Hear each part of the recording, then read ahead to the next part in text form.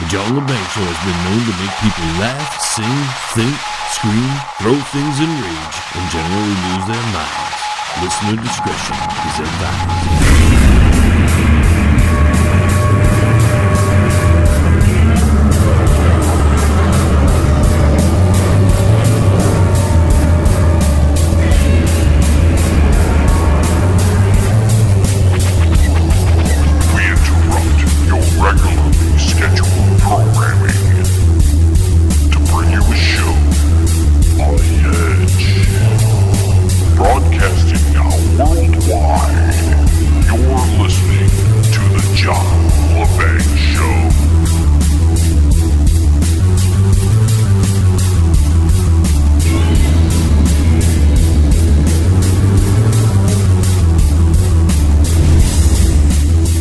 Today's my grandfather's birthday.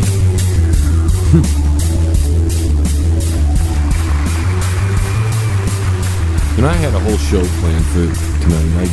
I was going to talk about this and that and what was going on in the news, but I had a rough week. And I could sit here and complain and whine about how shitty people treat you. But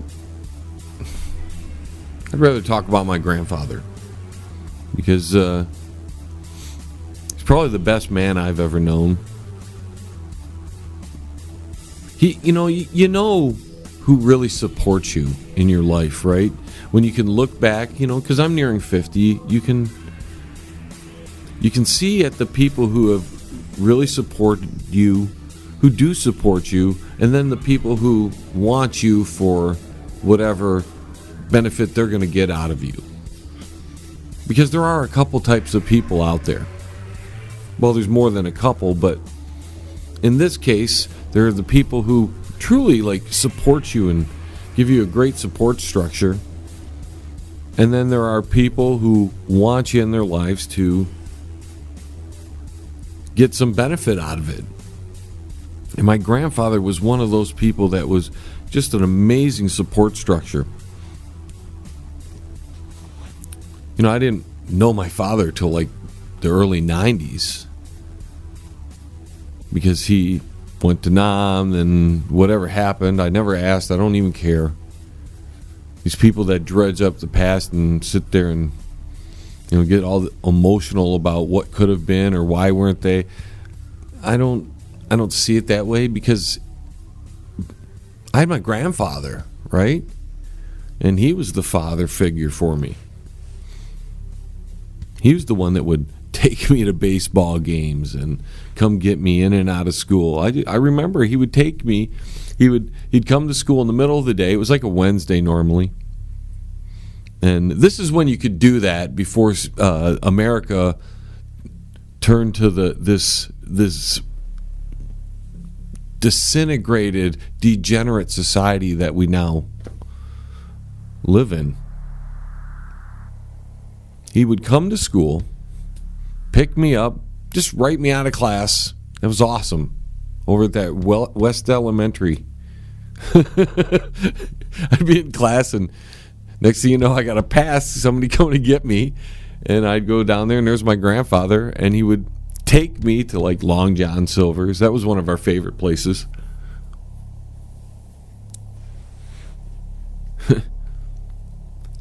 We'd go there and then he'd never take me back. We'd just go do things. He was the true father figure and he looked out for me. And even though he was, 20 years past an actual father's age, he was too old to show me some of the other things that just when you get at a certain age, and I'm feeling it at my age.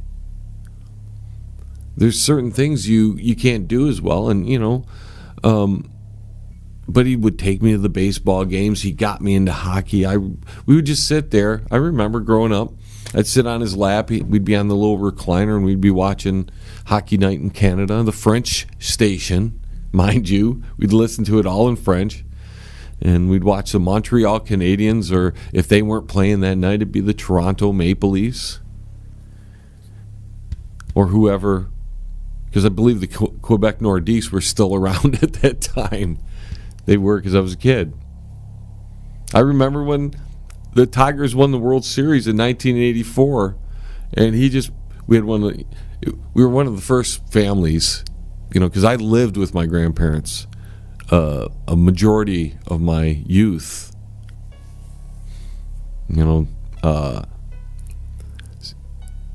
even when I didn't actually live with them, I would find every reason I could to go over there. Because my grandmother was just a spectacular woman. But, it's my grandfather's birthday today, so just recalling and reliving some of those memories. But when the Tigers won, we had the shower heads that would come off and stretch off. Well, when the Tigers won, they were really long back in the day. They weren't as short as I've seen them now. And he just nailed me with just the shower full blast when the Tigers won. It was just great. It was a fun time. We'd have family gatherings. My grandparents in general were the glue of the family. Everybody, they used them as the core of the family. Relatives from Quebec and just all over the place would come every once in a while. My grandfather would be telling jokes, and to get back to just him and I, because there's a whole family story there, and I'll get lost in family stories the whole night.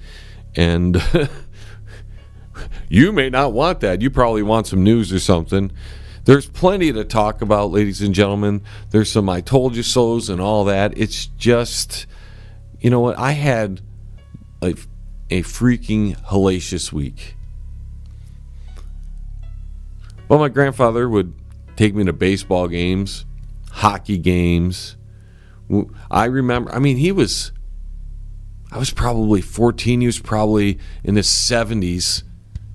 This was getting really near the end of his life, but he wanted to go to that last baseball game. And we went to Tiger Stadium. And I remember it took us forever to walk up the stairs, the ramps there, because, he was just old, and he had pride. And maybe that's where I get a lot of my strength and my pride from. But he, no matter how sick he was and how hard it was to walk that, he was going to walk it, because he wasn't going to take a wheelchair. And I don't remember if that was even offered, because back then I don't know if they were so conscientious of handicaps and older people, because they still like to have fun. But my grandfather, he worked in the asbestos factories and stuff, and he lived a tough life just to support his family and bring him here to the U.S. And after all that, he could have just said, I'm retired, I'm old. But he took it upon himself, and my grandma as well, to make sure that I was okay. They went out of and they did that for everybody. I just happened to be the special one. There's some history there, and as I grow old here, as I get older, I understand the reasoning, because I feel the same way. And if I'm not as good of a person as they are, I think life has jaded me in some fashion, because they were wonderful people, and no matter how, if you cross them, they had the power to forgive. I don't know if I have that power. It's harder these days to forgive people, because they cross you, and they cross you again, and they cross you again, and they cross you again, and they want forgiveness for multiple transgressions. It's okay if you do it once. I can forgive and forget after once, but when it becomes a pattern, then that's when things, that's where I am not as good of a human being as my grandparents were. But a lot of who I am, a great deal of my moral fabric is based on my grandmother and my grandfather. They were there when I was in the hospital. They would take me. Listen, I had a time where I was a kid, and my cousins, I was talked into going. I don't remember wanting to go to the trailer park campground with my cousins, but I was kind of forced into it, and I was having an awful time. We'll just say that. I was having an awful time. And this was, I don't even know how far it was. But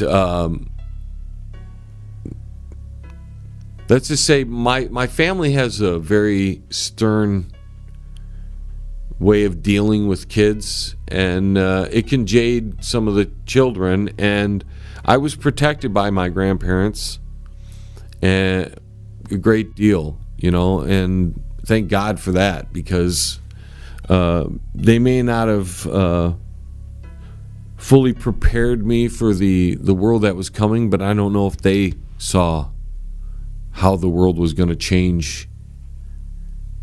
I mean, I guess I'm not anymore, but for a while there, I would just be amazed each and every day that things transpire the way they do. But they did their best. I mean, they were young, and they were looking after, a rambunctious boy who would be quite accident prone, as well as free-spirited. So, it wasn't easy to tame it wasn't easy to keep me grounded, because I am, or was more than I am now, a free spirit. I'd be open to doing everything, going out there, and I'd just try it. The heck with it. As I'm older now, I won't try things as much, not because the spirit's not there, but because the bones may break, or the back may tweak, the finger may bend the wrong way. And when you have as much responsibility as I have, and I know other people have more than me and other people have less,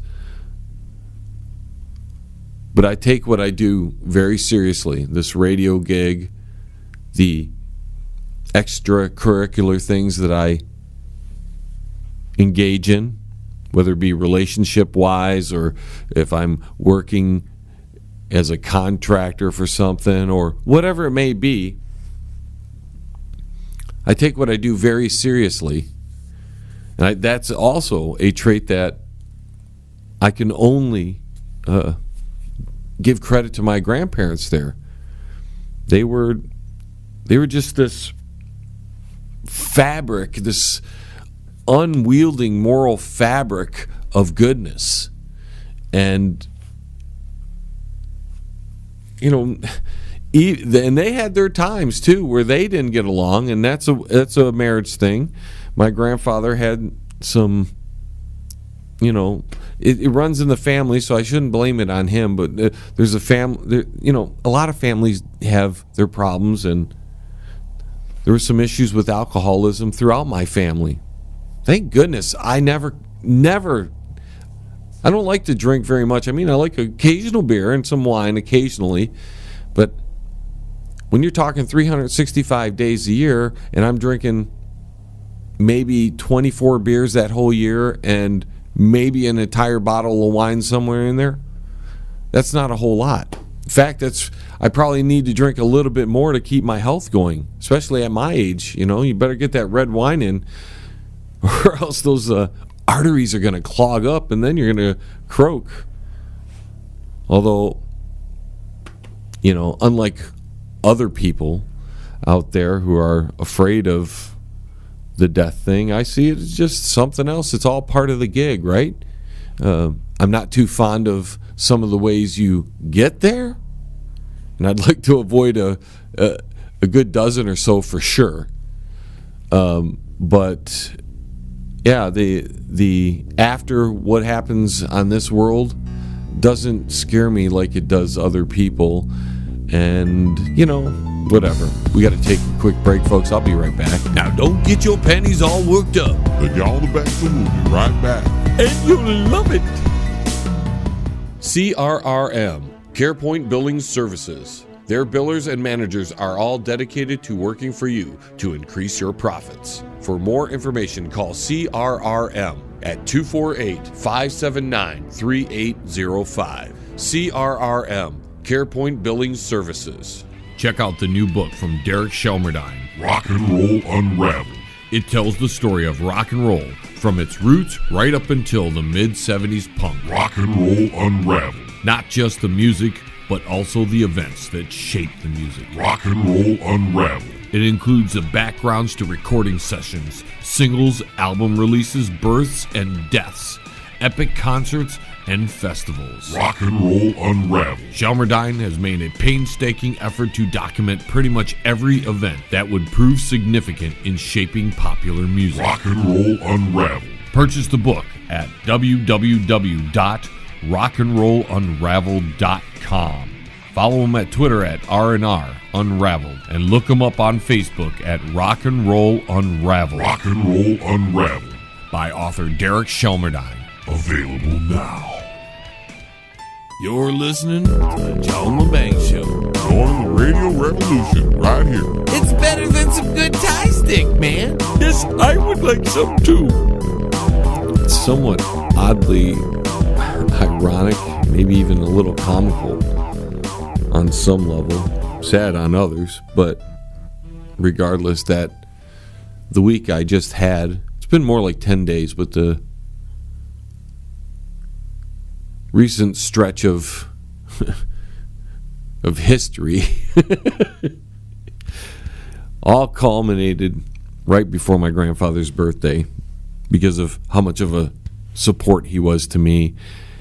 And when I realized how much time and effort I put into not only this show, but the other endeavors that I do, some personal relationships,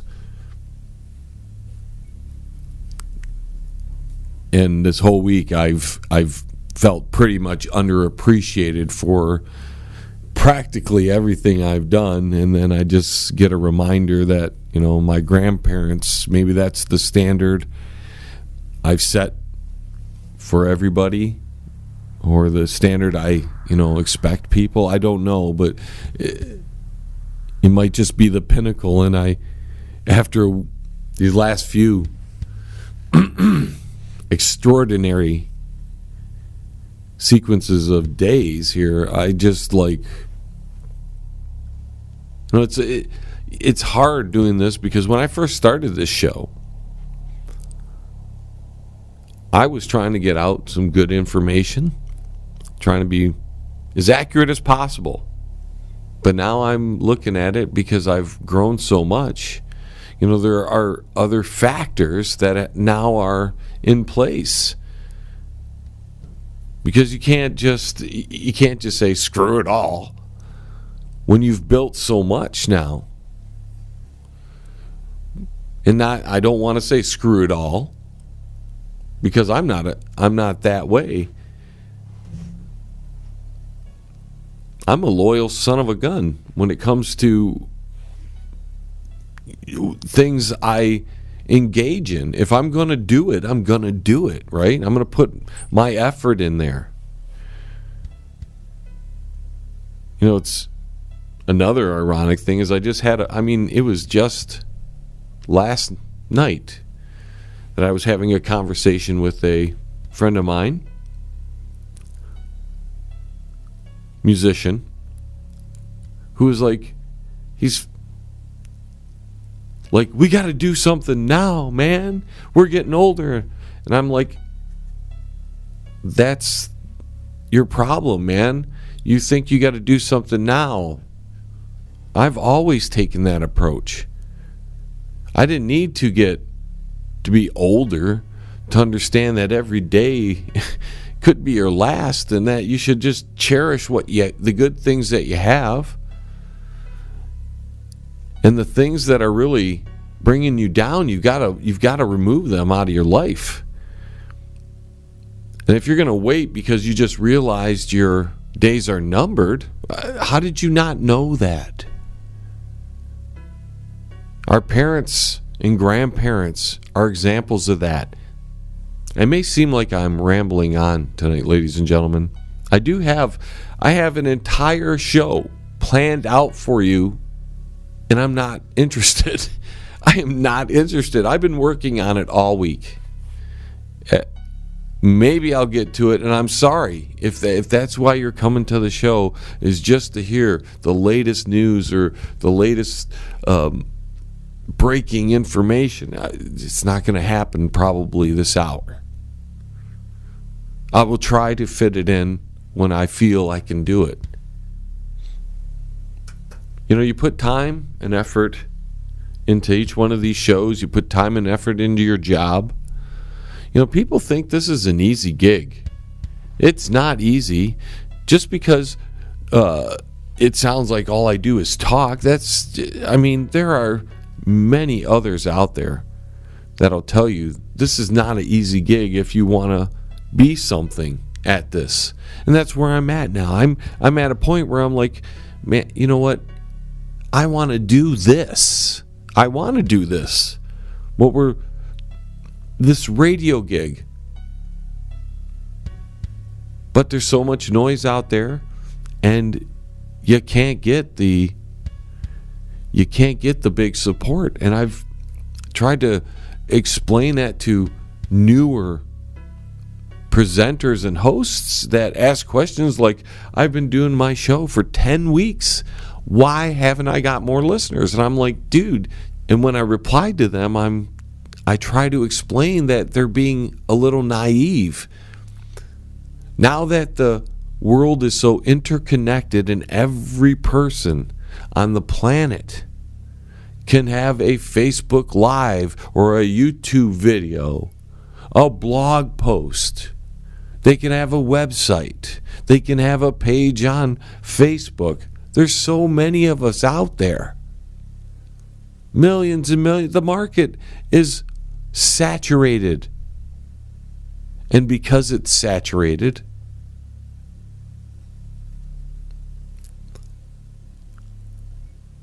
nobody's getting any real volumes of people listening. Even my numbers, which are a culmination of all the great stations I'm on, are not considered great numbers. And there are people, plenty of them, that have way better numbers than me. But unless you're drawing in 3 or 4 million a day, you're a nobody. Nobody.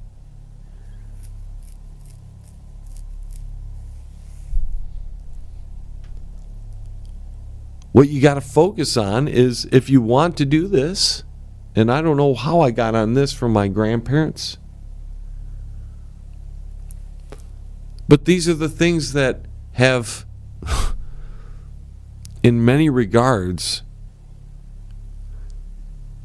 demoralized me this past week and a half. Because I have a track record of showing who I am. I was going to give you that tonight. I was going to go, boom. Told you this was going to happen. 5 days later, this happened. I told you.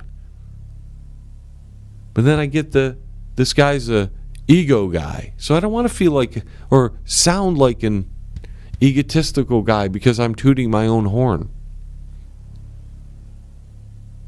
But I don't have the support group to toot my own horn. Or to toot my horn for me. There are a few. And I can't thank those people enough. But then there are others who I support that don't even have the courtesy to step up to the plate and return the favor. So this is all making me reflect. This past week, my grandfather's birthday, my current employment situation and my other ventures that I'm involved with. It's like sometimes it's not worth the effort to try to open people's minds, to try to show them the information. When you have family members who don't have the correct information or they're ignorant, they try to discredit you publicly. And then when a stranger comes along and corrects them, even though they've been arguing with you over the same topic, and a stranger comes up and corrects them, that stranger has more credibility than you do. See, you know what people think about you by how they actually treat you, not by what they tell you. But there are a lot of people that'll tell you, oh, you're awesome, you're great, you're this, you're that. But their actions don't meet their words. And that's maybe, where I hold the standards for people a little too high. And I feel like I hold the standards for me way higher than I hold the standards for other people. I mean, don't we all do that at some point? To have certain people in your life, they've got to meet a few standards, right?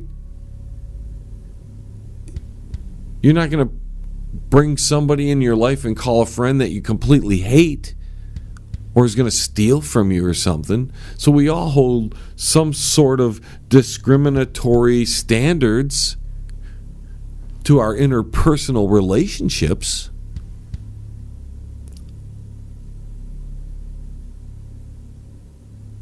But seriously, I don't hold people's very high. I don't expect much from people. And the amazement is, with such low standards that I set for other people, that they can't even reach that. They find a way to go down into dirtbag mode.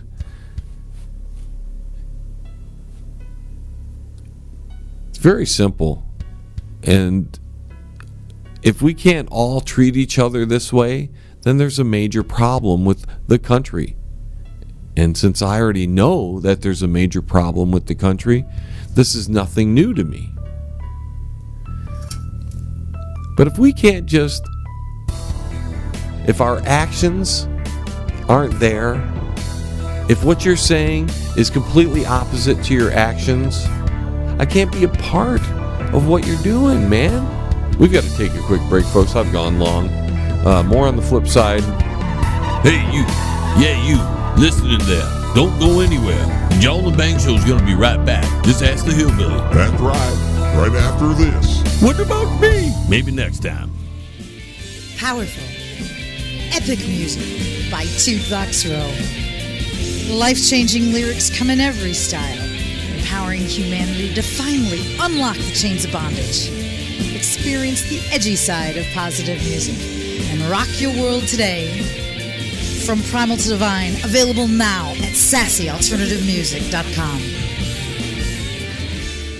If you are elderly, disabled, receiving SSI or Medicaid, and you have a medical need or require assistance with daily housework, shopping, grooming, medication, you may qualify for housekeeping at no cost. Call now, VIP Home Healthcare, 248-579-3805. VIP Home Healthcare, there when you need them. That's 248-579-3805. Fans, do you need a video for your brand new song but don't have a lot of money? Then contact John Lebang. His reasonable rates, professional look, and fast turnarounds will help get that song off the ground. Contact him at jlebang.com. Hey, man, it's at the bottom of the hour, man. Do you know where your kids are, man?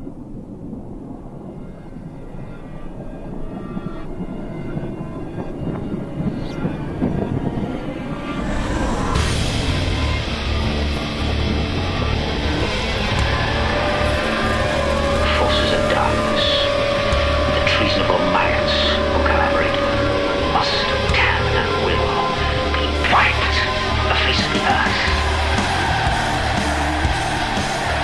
I really thought this gig was about integrity. But it's not.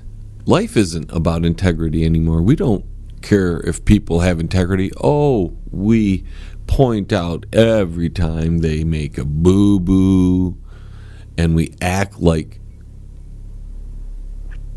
we want credible people in office. But when it boils down, the only credibility we want as a society is everybody to be held at a higher standard, but not ourselves. See, I got that wrong. And I'm not afraid to admit it. It used to be my standards had to be higher than yours. I had to hold myself to higher standards. Especially if I'm going to criticize other people. Put my 2 cents in, my opinion. You need to have some sort of credibility to do that. Or I thought you did. That's what I was taught by my grandparents. If you're going to say something, come from a position of being credible. If you're going to do something, put your whole heart into it. Don't lie. Don't make up stuff. I mean, maybe that's too 10 Commandments for some people.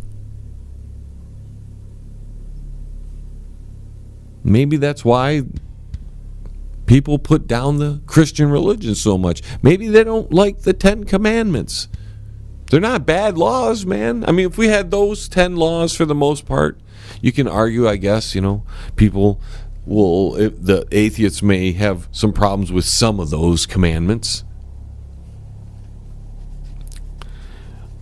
But don't steal, don't kill, don't lie about your neighbor or your friend or somebody else. Don't talk crap behind their back. Don't bear false witness.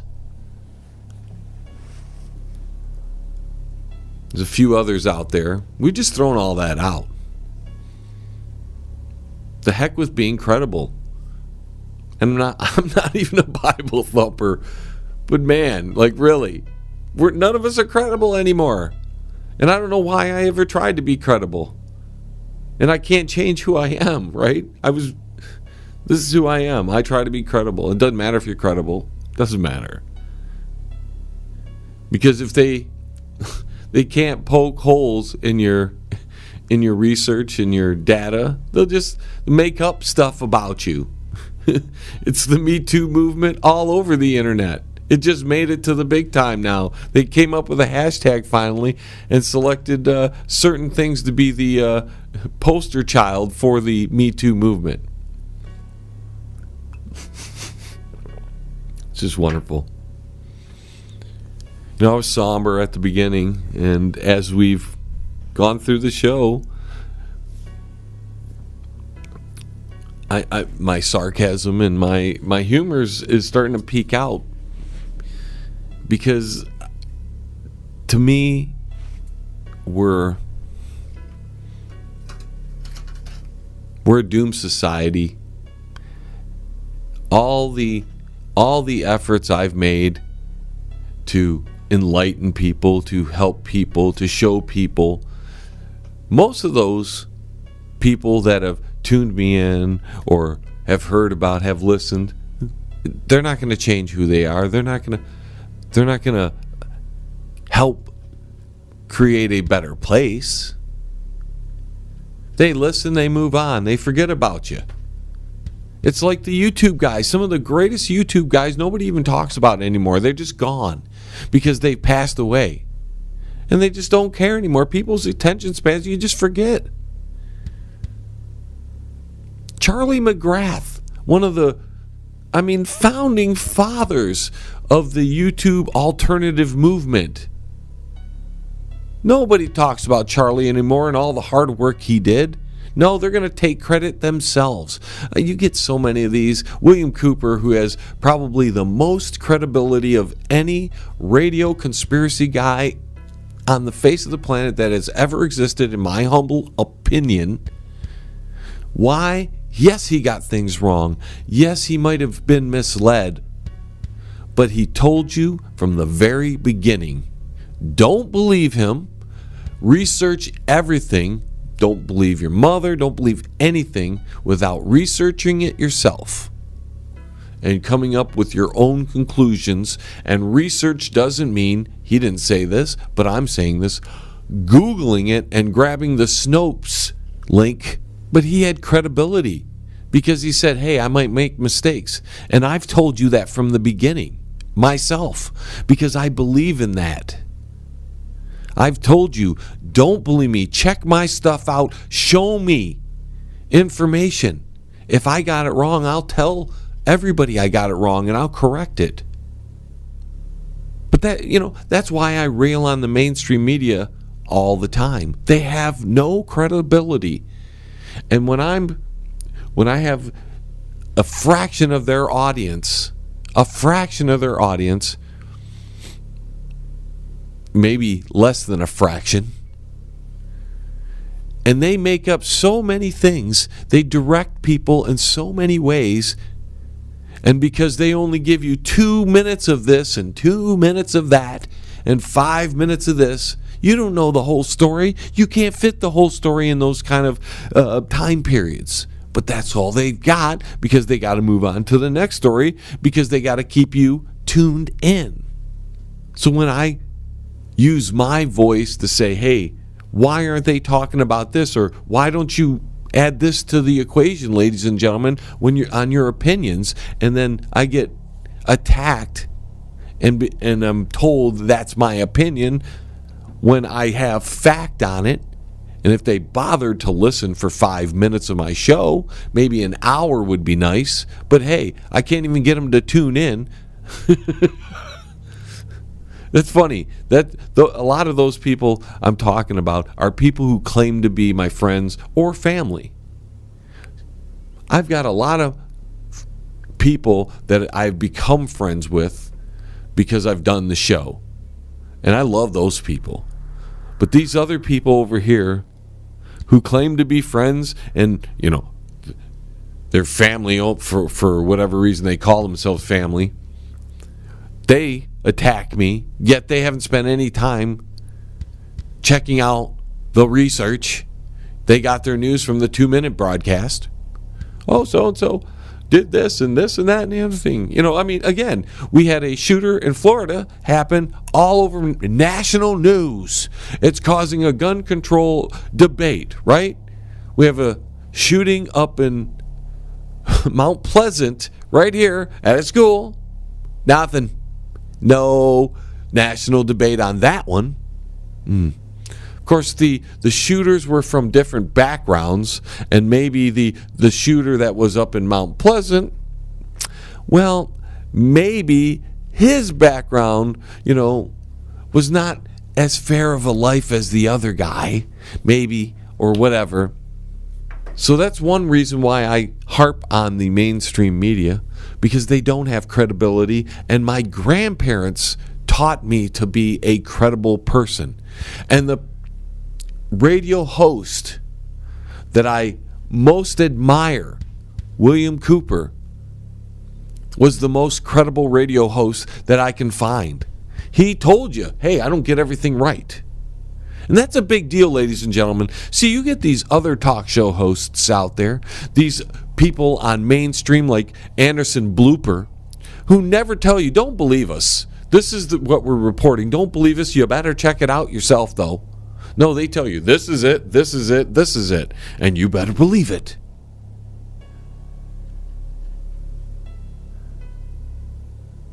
And most of you do. Because they have enough money and budget that they're on big TV to where they can be broadcast to a whole bunch of you, because you don't want to seek out other sources of information to make sure that's not something they're fabricating or misleading you or redirecting you. They bury all the good stuff deep in the story because they know it's no big deal. You're not going to read down there. So they can act like they're credible when they're not. But me, who exposes what they do, I'm credible with my listening audience. But the people who don't want to give me a shot, hey, you know what? There you go, John. Big fan figures right here. Big double figure right there for you, buddy.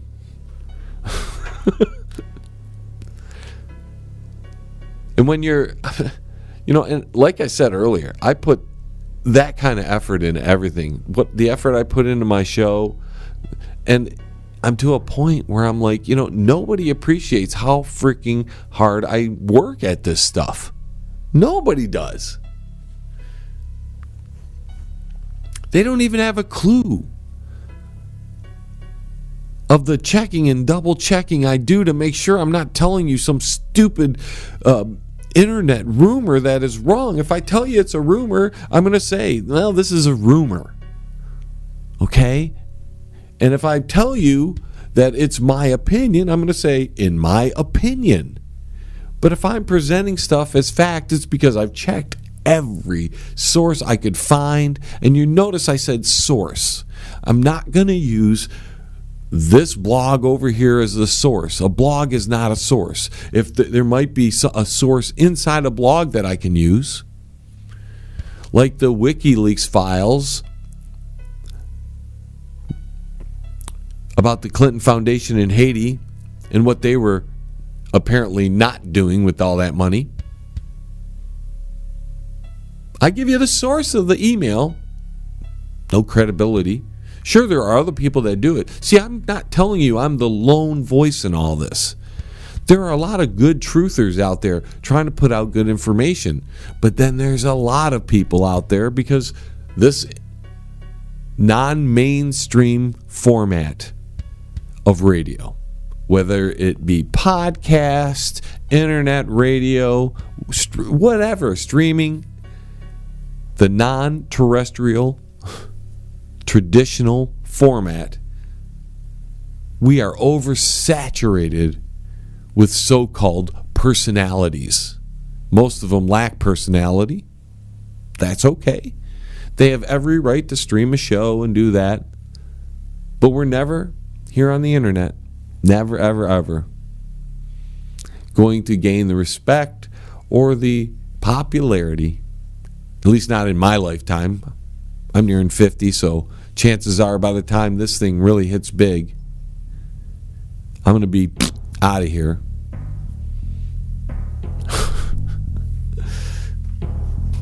I'll be long gone from this world. In many ways, I think more people would probably enjoy that than not. Anyways, I got to take a quick break, folks. Be right back. Where do you think you're going? The John Lebang Show will be right back. So grab a beer and a smoke and sit your butt back down. Stay right here. Pane in the Glass, commercial and residential window cleaning for a beautiful sparkling shine that's crystal clear. Call Pane in the Glass Window Cleaning. You can find them on Facebook at Pane in the Glass. If you want to contact the John Lebang Show, feel free to send an email to jlebang@live.com. And if you're on Twitter, look him up at John Lebang. And don't forget to go to his Facebook page at The John Lebang Show. Banger. Now here's John.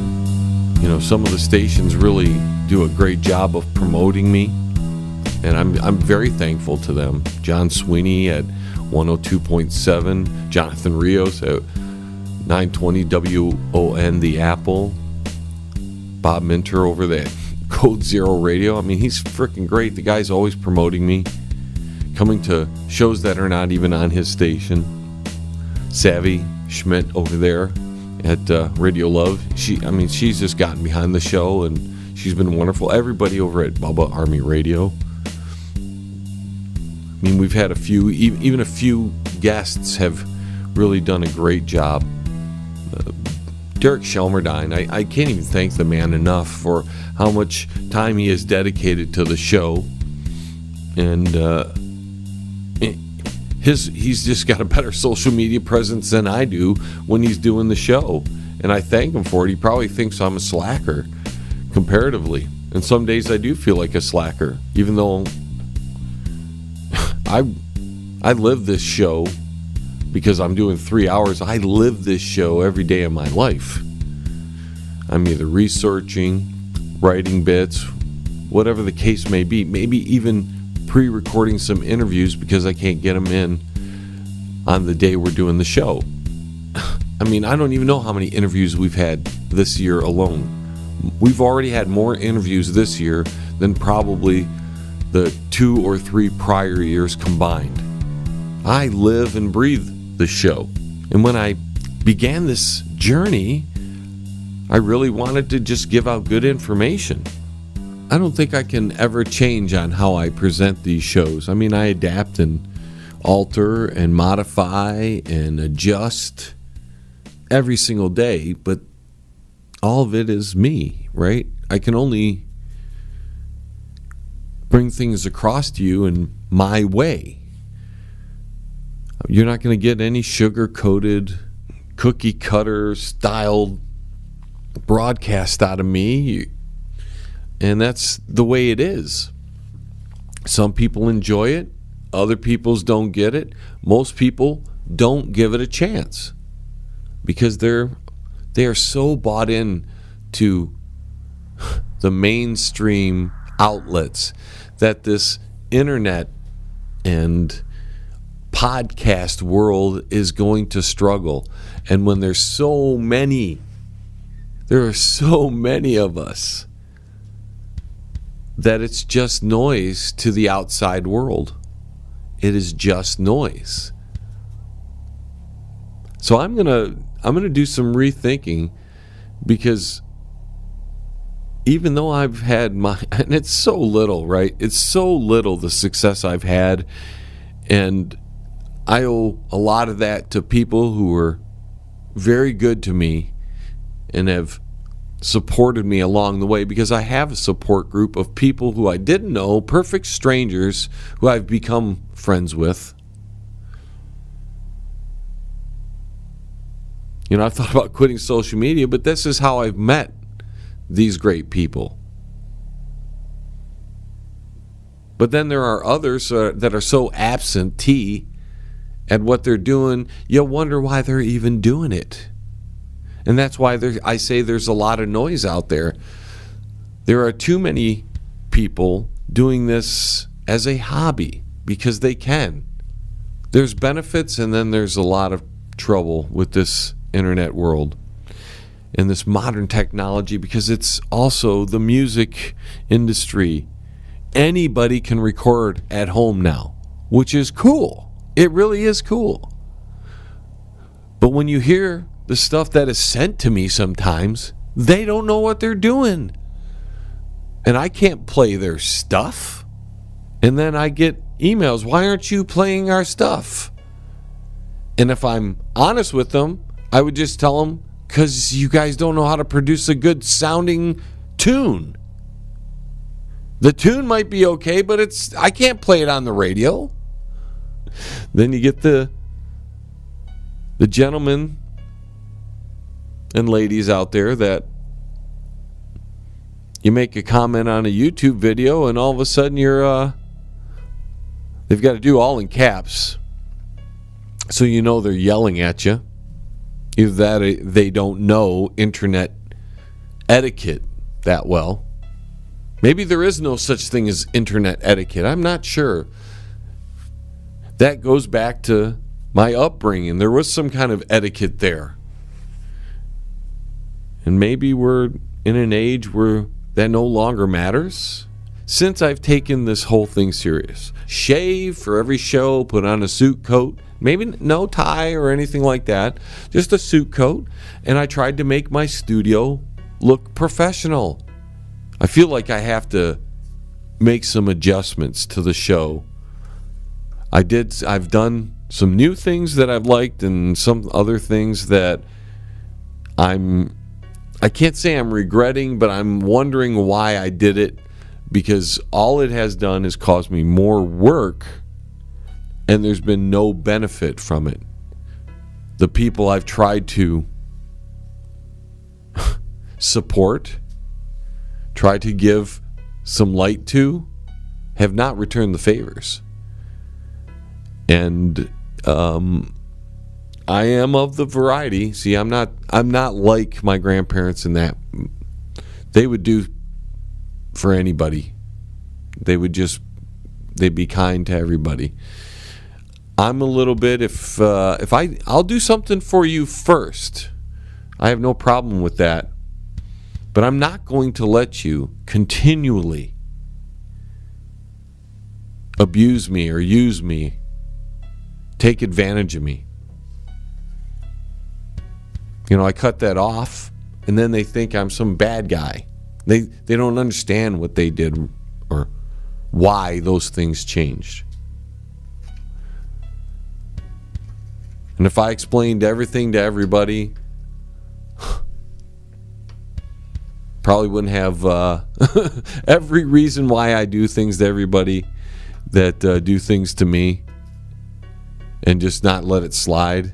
Because we're supposed to tolerate everything these days. Man, I'm such an old-fashioned guy. Again, that was ingrained by my grandparents. This is their show. Especially my grandfather. This is his show. I don't know what he would say to me. How he would advise me at this point. What I should do.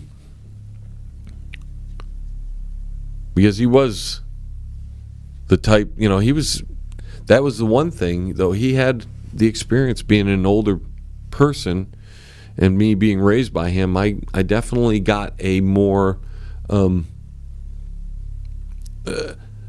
traditional upbringing versus the other people in my such a small generation. All right, the generation that I really feel has been abused by society, but we'll deal with that another day. We've already covered that too. But I think that's why I'm the way I am, because I was brought up by my grandfather and my grandmother. So I got the old school, and I didn't turn out, this is the thing, I didn't turn out like the baby boomers, which would have been their generation.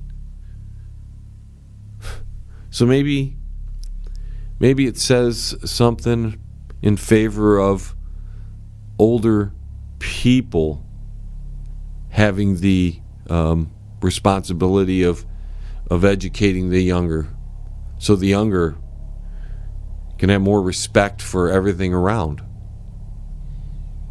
Because I don't like bashing any generation, but the baby boomers aren't acting like their parents. They not at all. I'm not sure any generation acts like their parents. But you find out as you get older, whether you grew up with them or not, because I notice I have traits of my father, now that I've gotten to know him better. And I never knew I had, how would you get those traits when you didn't grow up with it, right? You'd think I'd be smoking cigarettes and drinking Altus beer on a recliner watching hockey at my age. That's what my grandfather was doing. He was a little older, actually. See, he was retired. So I guess that gave them more time to dedicate towards me. Man, I tell you what, my family has such an interesting history with how we came to America, what my grandfather had to do to bring the family over one by one, learning the language because they were French Canadian. They weren't, English speaking. They had to work their way into the country one by one. My grandfather had to have a sponsor. I mean, it's an incredible story. How they got the first house, how they got the second house, when they turned it into a dog kennel, and then they made it into this beacon of hope for the city they lived in, and everybody gravitated to them. They had a food bank. I mean, my grandparents were extraordinary people. There are not other people that I have met on this planet. I'm nowhere near as good as them. Although I try, I just don't have their patience. I don't have their forgiveness. See, I can only let somebody cross me so much, or toy with me so much before I'm a tough one. When you get me angry, And when you've pushed me to the point where I'm actually going to fire back at you, you better be ready. Because I don't play the nuance game where I only hit you as hard as you hit me. If you've been hitting me a lot, that's been accumulating, and you're going to get, let's put it to you this way: if you've hit me with 5 or 6 terrorist attacks, and I haven't retaliated yet, expect a nuke. That's how I play. If you do it once, I'm like, okay, don't do it again. Do it another time. Now you got my attention a little bit, and I don't trust you as much. And I only let you go so far before I come down on you hard. Because if there's one thing I don't deserve in this planet, and nobody deserves this at all, is be crapped on or be used by anybody. And there's way too many people out there just having people in their lives for some kind of benefit.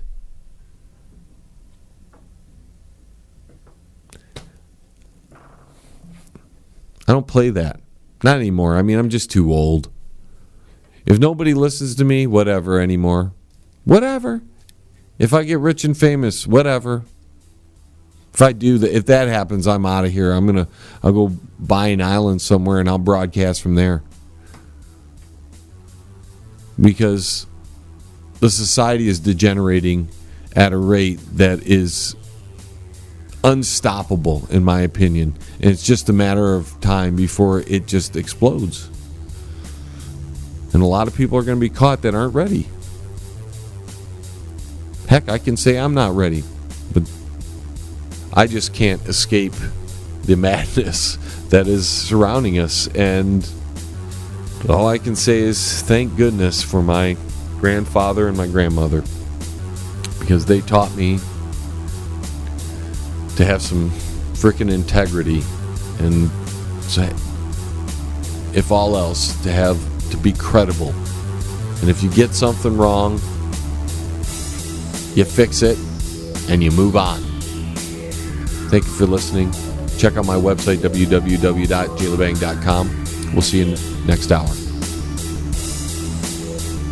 T-minus 10, 9, 8, 7, 6, 5, 4, 3, 2, 1. We have liftoff. Tune in again next week. Same time, same space, same station. Resistance